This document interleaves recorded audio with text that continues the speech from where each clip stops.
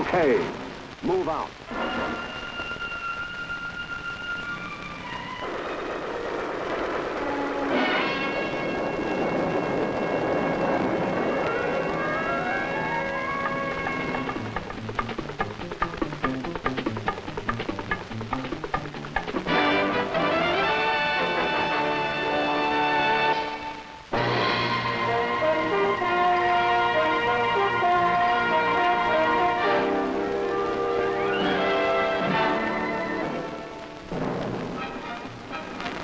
From out of the skies over Vietnam come the Screaming Eagles, the heroic paratroopers of the 101st Airborne Division. Their fabled exploits during World War II can never be forgotten. In December 1944, outnumbered and surrounded by the Germans at Bastogne, the men of the 101st courageously fought on. When the Germans ordered them to surrender or be annihilated, their acting commander, Brigadier General Anthony McAuliffe, gave the historic reply, nuts, and they stood until the Germans were defeated.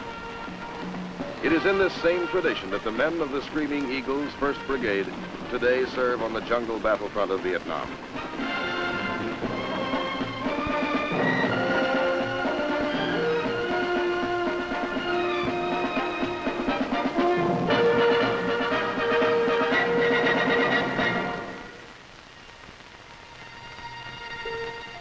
On a warm spring day in 1965, several Army aviation companies arrive in Vietnam aboard the carrier USS Iwo Jima.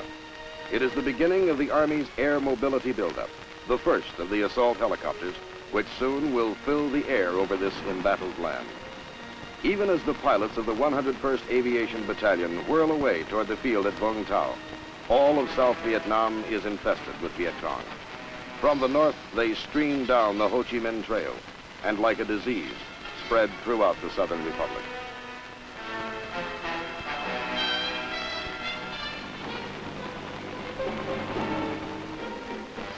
Into this setting come the first of the Screaming Eagles, the aviation crews of Company A, forerunners in the massive American military buildup to stop the communist enemy.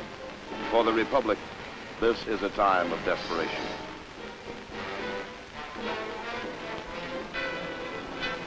Here at Vung Tau Airfield, 40 miles southeast of Saigon, the job begins for these airmen. Along with helicopter crews from other aviation companies, the men of the 101st are to be processed for movement to their new homes in the forward areas of Vietnam.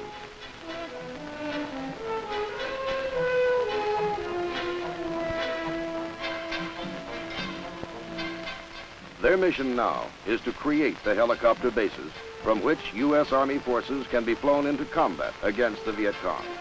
Quickly now, they make ready. In the next 90 days, before the airborne infantry arrives, these men will do a man-sized job.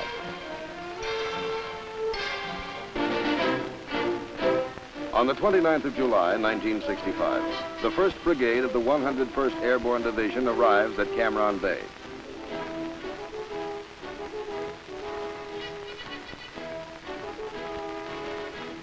The brigade, with its supporting elements, is commanded by Colonel James Timothy, who is welcomed to Vietnam by Ambassador Maxwell Taylor. And by General William Westmoreland. In the ceremonies which follow, Colonel Timothy gets his first look at the strife-torn shores of Vietnam. And for the first time, the brigade unfurls the proud emblem of freedom over the land it is here to protect.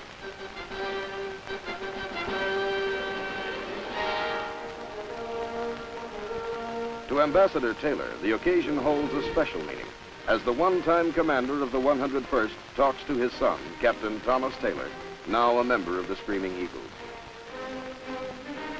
Concluding the day's events, some of the airborne infantrymen stage a parachute jump for Ambassador Taylor and General Westmoreland. It is to be one of the few jumps these paratroopers will make in Vietnam. The Screaming Eagles descend toward the earth and the unknown hardships of jungle warfare they will face in the months ahead.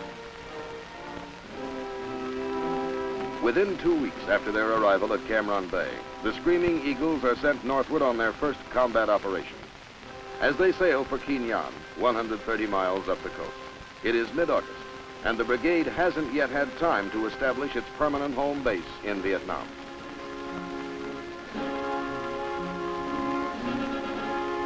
While the Vietnamese are celebrating the Lantern Festival, the men of the 327th and 502nd are moving inland from Quy Nhon to An Khê in the Central Highlands. Their mission is to clear and secure the An Khê area as a base camp for the U.S. 1st Cavalry Division Air Mobile, which will be arriving from the United States in a matter of days. At Deomang Pass, overlooking An Khê, the landings begin. After months of special training at Fort Campbell, Kentucky, this is it. The moment every man knew would come. A Viet Cong main force battalion has been reported in the area, and the airborne infantrymen expect instant contact.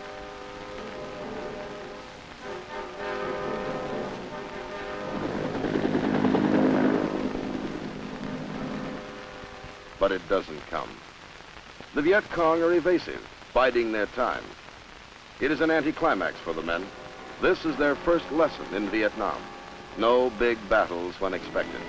Instead, a nagging war of attrition with primitive booby traps and snipers, small unit actions and ambushes in the jungle. Only when he thinks the situation is favorable will the enemy show himself in force.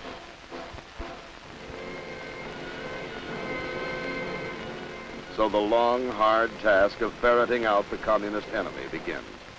And the Screaming Eagles are good at their job. By the end of September, they will kill 600 Viet Cong. It will be a difficult thing, and some of these airborne fighting men will die. But the job, for this time, will be done. As the advance elements of the 1st Cavalry Division begin arriving at An Khê, they commence taking over the area secured by the Screaming Eagles. Finally, the men of the 101st Airborne are free to head south and establish their own home base in Vietnam.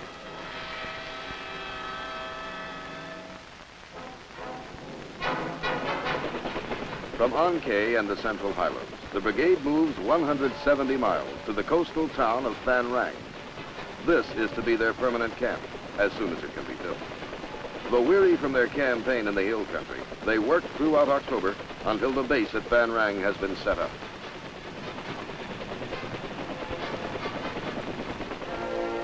General Westmoreland visits the Screaming Eagles on Thanksgiving Day, 1965, and inspects the camp at Phan Rang. He is pleased with their performance at An Khê and congratulates them on a job well done. Even as he returns to Saigon, the brigade is conducting local search and clear operations. As the new year begins, the entire brigade is deployed to Tuy Hoa, 100 miles to the north in Phu Yen province. Known as the Rice Bowl, this is the richest rice-growing region in central Vietnam. From this fertile area come crops to feed all the people of central Vietnam.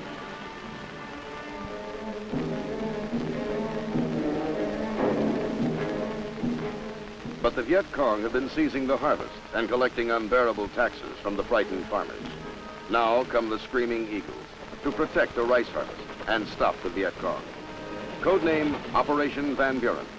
The orders read, search out the enemy in the Tuy Hoa sector and destroy him. This assignment will be tedious. The VC desert their dwellings and avoid confrontation with the Americans. Yet the district is infested with an enemy who makes night raids and continues to molest the farmers. The search goes on.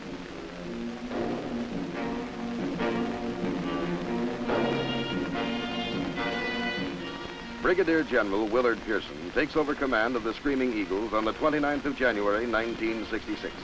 He steps up the pressure on the Viet Cong. Fire!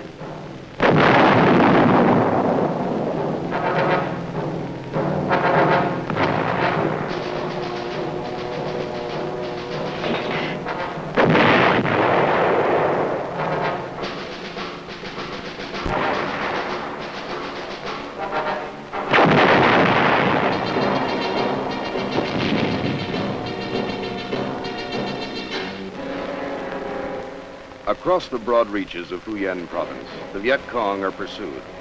For the most part, they evade capture and withdraw to disappear in hidden underground sanctuaries. In the wake of U.S. military operations, the enemy rice raids diminish. But the VC themselves mingle with the local people and often are bypassed, attacking our units from the rear at night.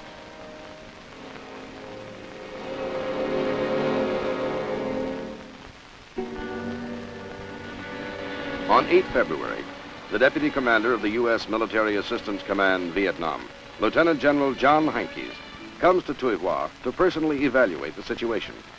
What he sees convinces him that the enemy is well entrenched in the district, that it will require repeated efforts by the 101st to dislodge these communist guerrillas.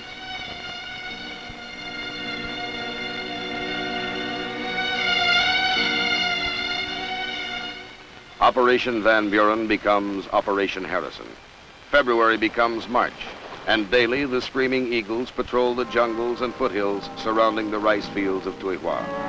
Enemy main force headquarters are located and hit by the U.S. Air Force with B-52 bombing raids.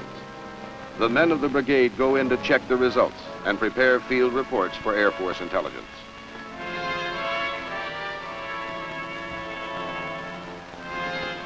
Daily they go out, and daily they return.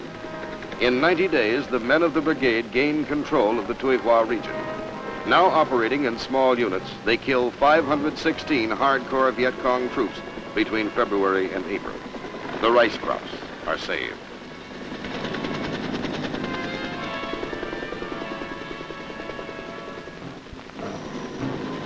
Once, early in March, the men of the brigade receive a surprise visit from one of Hollywood's movie heroes, Robert Mitchum. During this enjoyable interlude, there is talk about the glamorous girls of the film world.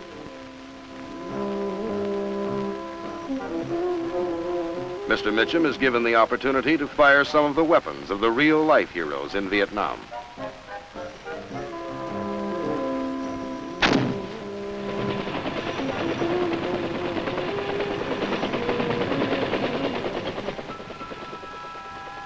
In mid-April 1966, the 2nd Battalion of the 327th is left to guard the rice harvest at Tuy Hoa, and the rest of the brigade moves out on Operation Austin. 2 weeks in the area around Phan Thiet, then onward to Nang Co, near the Cambodian border. Here, where the Ho Chi Minh Trail enters South Vietnam, the Screaming Eagles meet the 141st Regiment of the North Vietnamese Army. For a while, the fighting is intense.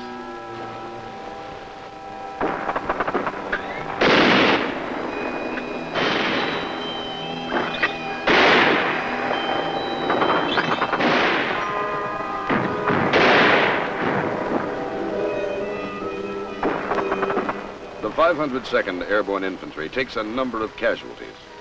It takes 6 days, from the 14th to the 20th of May, for the U.S. paratroopers to drive the North Vietnamese aggressors out of their positions in the foothills of Nang Co. The communist regulars are well disciplined, well equipped, and tenacious.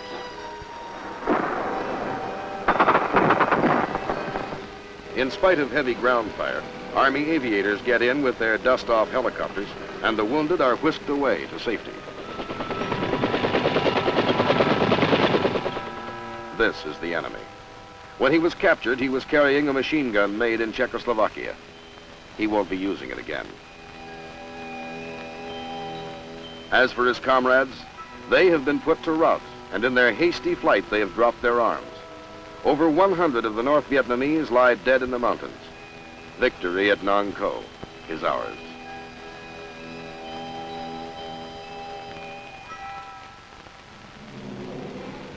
But for the Screaming Eagles, the greatest testing is still to come.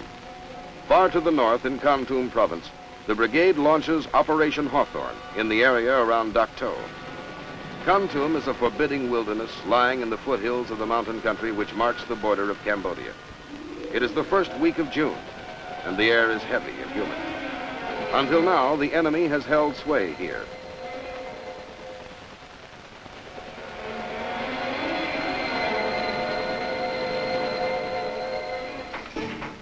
"30 miles north of the little town of Dak To, the airborne engineers erect a crude bridge. A few miles beyond lies an American Special Forces camp. It has been under siege by the Viet Cong for nearly a week. Supplies and ammunition are badly needed, and relief troops must get through. The first of the trucks begins crossing.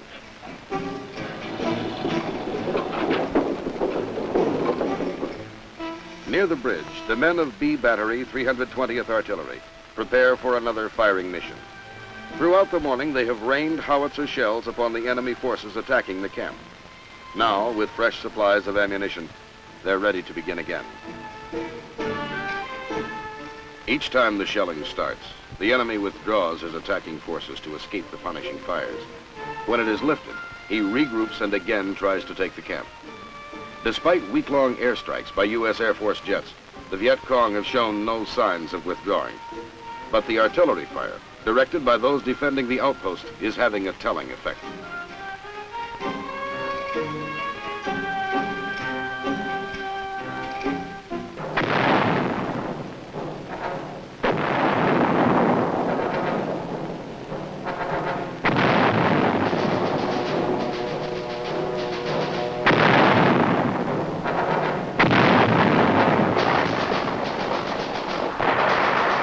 The screaming eagles are under fire. The enemy has come to silence the guns. Communist fire comes from everywhere.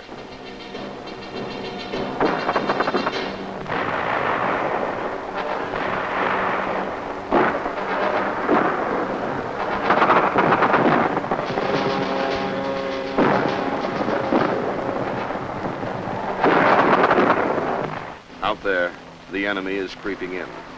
He will try to overrun the American positions. The waiting is agony.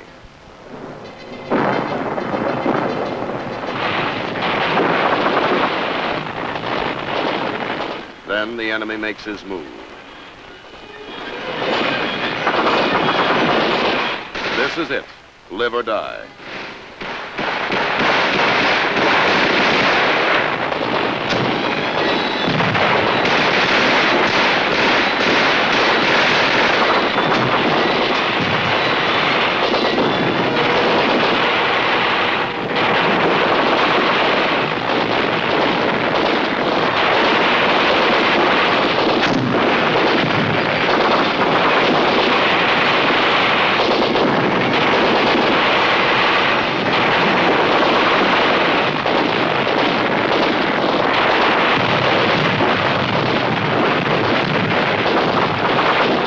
In the forefront, General Pearson, the boss, here in hell. From Bastogne to Vietnam, the tradition remains unbroken, magnificent. The Screaming Eagle.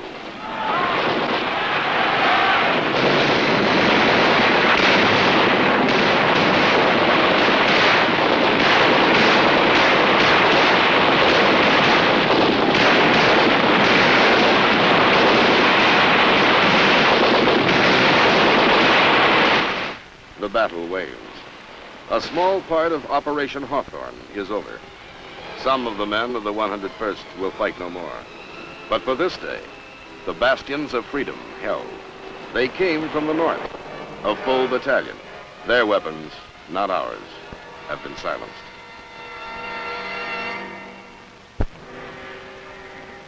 Throughout the oppressive days and nights of June 1966, Operation Hawthorne continued. In the violent conflict which rages in Kon Tum province, the Screaming Eagles repeatedly beat back prize troop units of the North Vietnamese Army.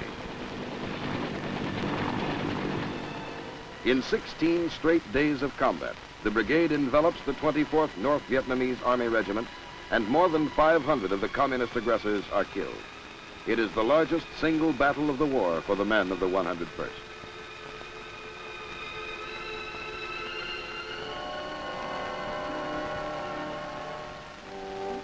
The bitter struggle to preserve the freedom of this little Asian nation is made more bearable as each man is enriched in spirit and strengthened in his resolve.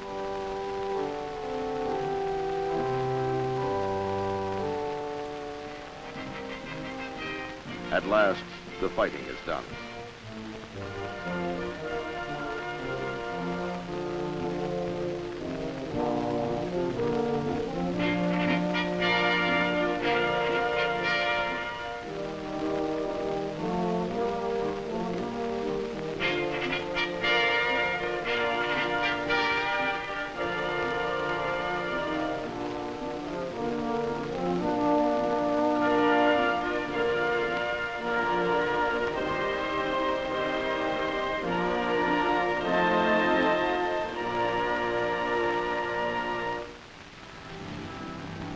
the world had heard about the gallant Screaming Eagles and the battles of Operation Hawthorne. In recognition of their outstanding victory in Kon Province, the Premier of South Vietnam, Nguyen Cao Ky, comes to the little town of Dak To. Premier Ky and the Deputy Premier express the gratitude of their nation in a way that fighting men can understand.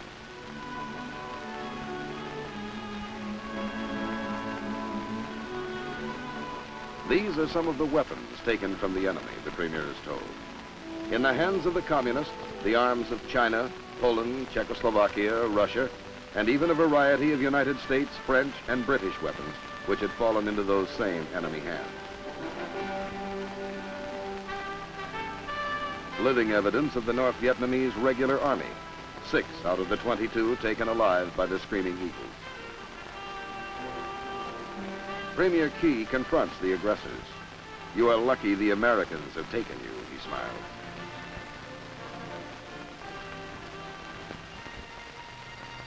On the 21st of July, following surveillance operations along the Laotian and Cambodian borders, the brigade returns to Tuy Hoa.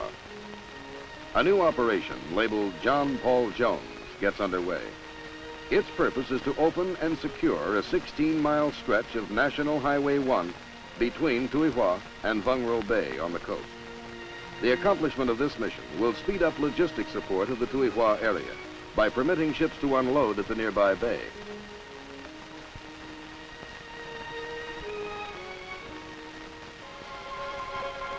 It begins with elements of the 502nd Infantry landing at the cliff-guarded Vung Ro Bay, where, without encountering resistance, they begin moving inland to link up with the oncoming units of the 327th.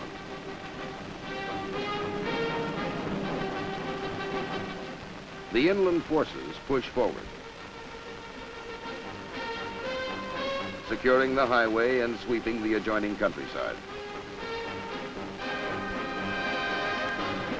Supported by helicopter gunships, heliborne assault troops clean out the operational zone within 6 weeks. By early September 1966, they have secured Vung Ro Bay and Highway 1 north to Tuy Hoa. Sweeping through the mountains, the brigade captures 40 North Vietnamese and Viet Cong and kills 209 others.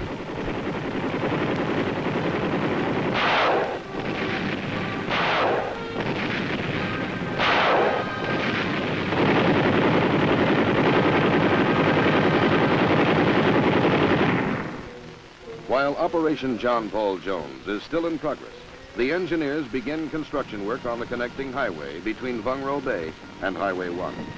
The Screaming Eagles have done their job well, and a new seaport is born.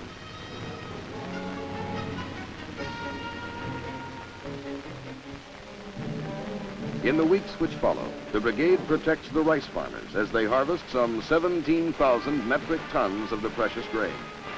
Once again, the Tuy Hoa sector becomes a battlefield, and the Viet Cong suffer heavy losses, with 239 killed and 42 captured.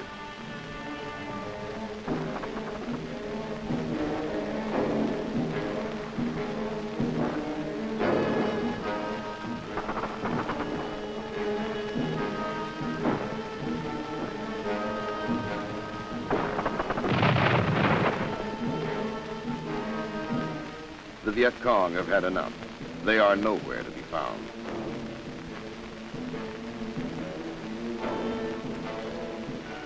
"11 Vietnamese are found, however, in a Viet Cong prison camp. They have apparently received no medical attention while in the hands of the communists. Held by the Viet Cong for several months, their ailments range from open sores and skin infections to malnutrition, as well as deformities caused by unset broken bones. This man, a former Viet Cong who defected to the Republic and was later captured by the VC, cannot tell of his unspeakable nightmare with the enemy. On the 9th of December, the odyssey of the brigade continues. From Tuy Hoa, back up north to Kon Tum Province. The Viet Cong have been cleared from Phu Yen Province by this time, and the Screaming Eagles are moved to the north in a record 48 hours by the U.S. Air Force.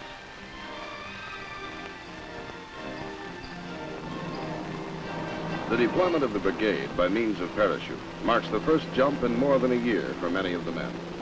But they're in superb physical condition, and the jump goes well.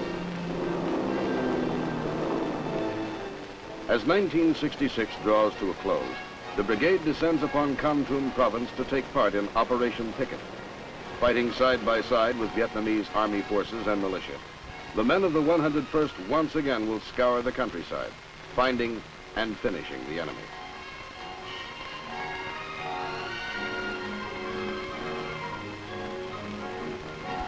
The operations in Kon Tum province continue until the 21st of January, 1967. Then, after more than a year's absence from their home base at Phan Rang, the brigade is ordered back for a rest. It seems a long time since the LSTs first moved the brigade up to Kin Yong as they headed for their first combat around An Khe. Now, the LSTs are taking them home.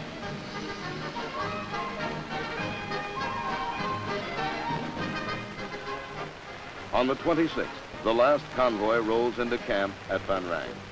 Brigadier General Willard Pearson welcomes the men home. It will be one of his last official acts as brigade commander.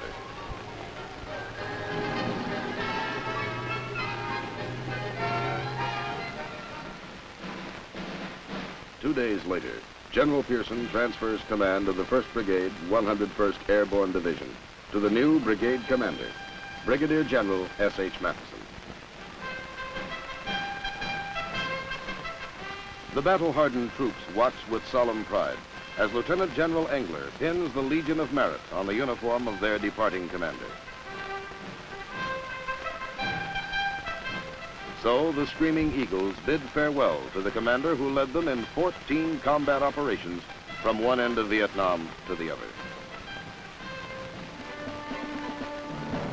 For the Screaming Eagles, as for the rest of the United States military forces in Vietnam, the valiant effort to keep that young nation free continues.